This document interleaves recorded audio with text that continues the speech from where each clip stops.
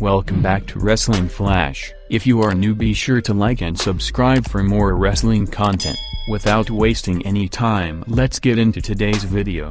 WWE may have made a change to the roster during the last 24 hours and shaken up the Raw and SmackDown roster yet again.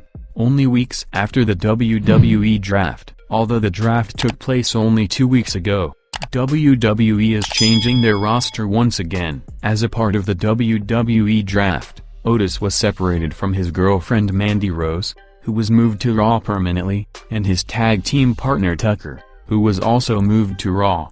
However, at Hell in a Cell, where JBL ordered Otis to put his Money in the Bank briefcase on the line against The Miz, his tag team partner had been by his side. Tucker and Otis had been spending time in each other's company, despite being on separate rosters. At Hell in a Cell, things changed. When Otis was in his match against The Miz, Tucker hit Otis with the Money in the Bank briefcase. This was enough for Miz to get the win. Later, Tucker would reveal that he was tired of being a secondary character in Otis' story in WWE, and if he had not helped Otis, then Otis would not have been successful at all. Since Tucker turned heel, fans were speculating about how WWE could continue the feud, since Tucker was on Raw, and Otis was on SmackDown. But now, that situation appears to be remedied. The WWE Raw after Hell in a Cell was an action-packed show, which saw Drew McIntyre begin his retribution story following his loss to Randy Orton at the weekend's pay-per-view. Orton and McIntyre closed out the show,